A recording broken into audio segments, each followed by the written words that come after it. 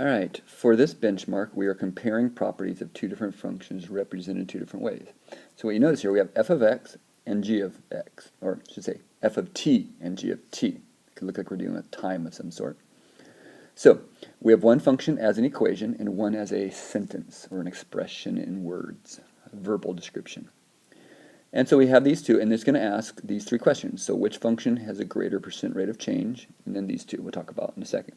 So let's first talk about percent rate of change. So let's first look at both equations. Maybe make the equations for both, because that might help us with all three problems. This equation, we have this negative power here. Let's talk about that negative power. We've got to be careful about that. What we need to realize with f of t, okay, when we have f of t here, what I want you to realize is this. I can rewrite this as 4 to the negative 1 times t. So there's a negative 1 there. Now, there's the negative 1 in front. Now what you have to realize, when you multiply powers, that's saying taking a power to a power. So you can rewrite this as f of t equals 64, 4 to the negative first to the t. Let's just think about what I just did. Again, I made that a negative 1t. Now, since these are multiplied, isn't a power to a power multiply? So isn't this the same as this? You multiply these two, you multiply this two. All right. Now we have a t, which is what we're more familiar with. And we have a negative 1 power here. Well, doesn't negative 1 power mean 4 to the negative first? So aren't you going to flip that and take it to the first power? So what f of t now looks like, a lot of configuring, is 4 to the negative first is 1 over 4 to the t. So this is more what we're looking at. That negative power we want to kind of get rid of. We want to bring it in and flip it so we have the exact equation without a negative power. Okay, that's f. Now g we have to create. It says it's an exponential decay. Initial value is 75 and is decaying at 20% each time period. So hopefully we can see that would be g of t. It says we have an initial value of 75, so that's usually the front value. And this is your growth or decay factor, but we have to put a 20% into that. So watch what happens. We're going to start with 75. And then we're decaying, so we're going to minus from 1. So we start with 1 and we subtract 20%. 20% is 20 cents. And we put t. We always just put t because the power goes there, and this is a variable of t. So these two look very similar. Let's just fix that up a little bit. That's going to be kind of useful. So this is going to be g of t is equal to 75, and 1 minus 20 cents is 0.8 t. All right. So we now have these two functions. We have this function, and we have this function. All right. Those two things will help us throughout all the questions. But let's relook at the question. Which function has a greater percent rate of change? Well, we have to look at these two pieces to find the percent rate of change.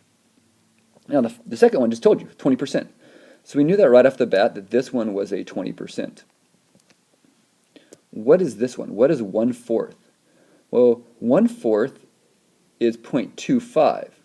So first you have to realize that 1/4, I can't write that, equals 0.25. But how far from a dollar is 25 cents? Remember, you have to go 1 minus 0.25. Sorry, 1 minus what? What we're looking for is 1 minus what, because that's your r, equals 0.25. So we're trying to think, okay, what would I subtract so I get a 0.25? And hopefully you realize that would be 75 cents, or we write it in this situation 75%. So this one is 75% because it's 0.75 from 1. This is 0.2 from 1. So which has a greater percent rate of change? The answer would be, hopefully obviously, f of t.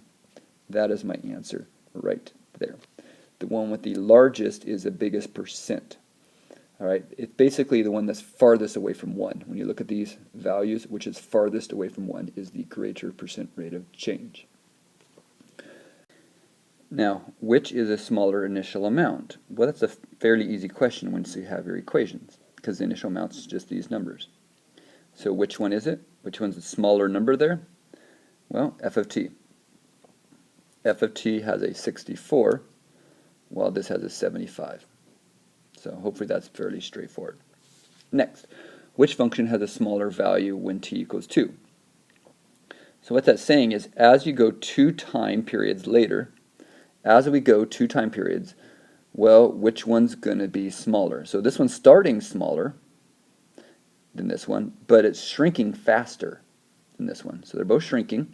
This is shrinking faster by 75%, while this is 20%. So after 2 times, will this be, which one's going to be bigger, which one's going to be smaller?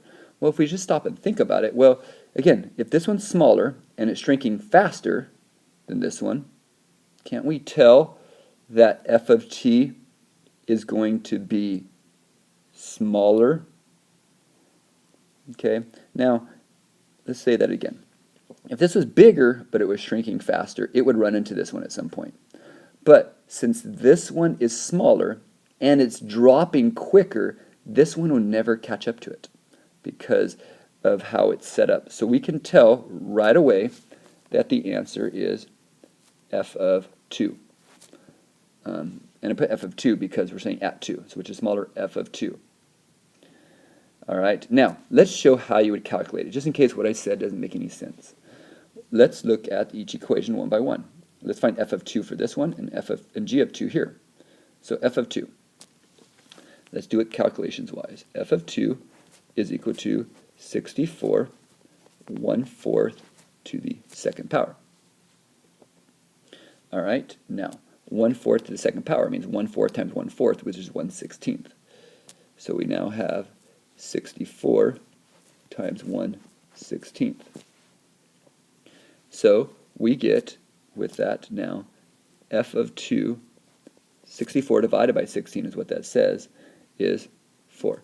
So f of 2 is 4, kind of a small number. And let's see what g of t becomes. So if we start with g of t, okay, g of 2 is equal to 75. And instead of 0.8, I'm going to change that here in a second. I'll put a 2 there. 0.8. Do you understand 0.8 right here is 8/10? So 0.8 is 8/10. Let's do something here. If I have 8/10, okay, because 8 is in the 10th spot, can I reduce that to 4/5? Let's put a 4/5 here. I think that'll be easier in dealing with decimals. I don't like to deal with decimals. I'd rather deal with a fraction here than a decimal. Some of you might like decimals. It's good for you. So go with decimals. But I changed 0.8 as 8. 0.8 is 8/10 and reduce it to 4/5. And then I'm going to plug it in and do some calculations. So what I get here, when I do that, is I'm going to get 75, and I square the 4, which is 16, and I square the 25, and square the 5, get 25, and now have this. And then I simplify. Now 75 divided by 25, that reduces nicely. That's kind of cool. So I now have g of 2 is equal to, well, 75 divided by 25 is 3, so this is 3 times 16, which is 48. So can you tell which is smaller? Like we said earlier, is an f a lot smaller than this one? So you can do the calculations. Sometimes you have to, how it's set up. Sometimes you can just look at it. What do they start with and which is growing or shrinking the most, and you can logically come to the answer. So that's sometimes that's critical thinking is good for this one. This one, you just look at the front numbers, and the first one is you just got to find those percents. And having the equations is a good practice for the whole problem. But you don't really need these equations. It just really helps to see it.